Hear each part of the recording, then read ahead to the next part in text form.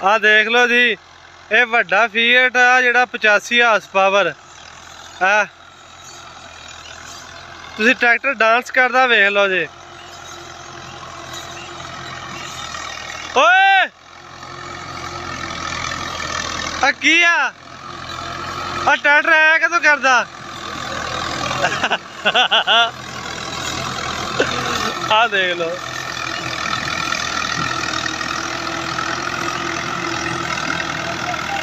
आ वेख लै आ हल वेला लगे तेरे।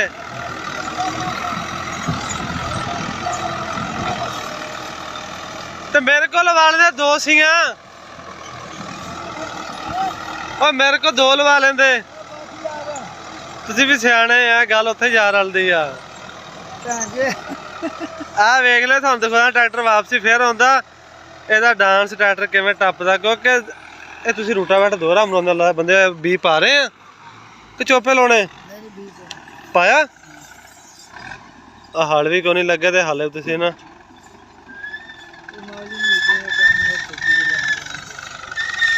ਇਸੇ ਵਿੱਚ ਜਿਹੜਾ ਜਿੰਨਾ ਸਿਆਣਾ ਹੋਵੇ ਨਾ ਉਨਾ ਹੀ ਕਹਿੰਦਾ ਹੁੰਦਾ ਉਹ ਰਗੜੀ ਦਾ।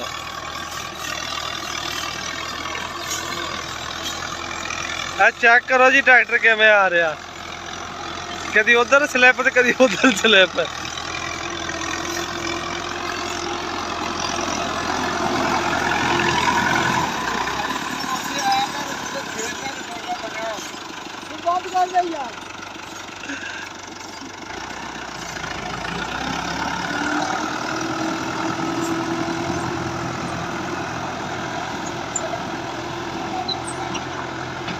चेक कर लो जी ट्रैक्टर जा रहा। ये पछेता नरमा बीज रहे आ। अज है अज 11 जून ते बाकी नरमे वेख लो किड़े किड़े माशाअल्लाह होए खड़े आ ते एंड ते बीजन डे बिली पछेता। ये वैरायटी अलहदा आंदी है। अच्छा हाँ।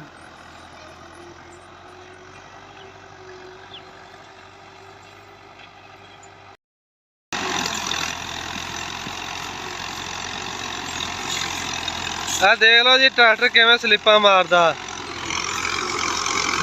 क्योंकि जमीन थल्लों बनी कोई नहीं गी। ओहदा मुल दा काम करवाउंदे आ किसान भाई तो कहंदे आ कि उन्हें मुल वाले 5 सीआं लाइयां ते हाल थल्ले लाए कोई नहीं।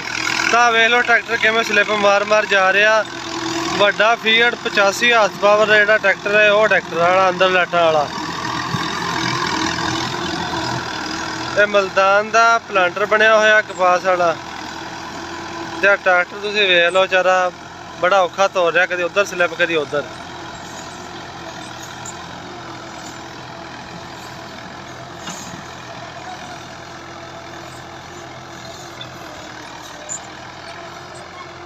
एक कमेंट दोस्तों लाजमी दसियो कि तुसीं कभी इदां दे वेखे आ कभी किसान जिहड़ा कि जमीन बिल्कुल तैयार नहीं करते। आ वेख लो साडे इत्थे एडे एडे वड्डे वड्डे रोड़े आ ते उवें नरमा घिरी जांदे, किते बीज ते मिट्टी पै रही ते किते नहीं पै रही।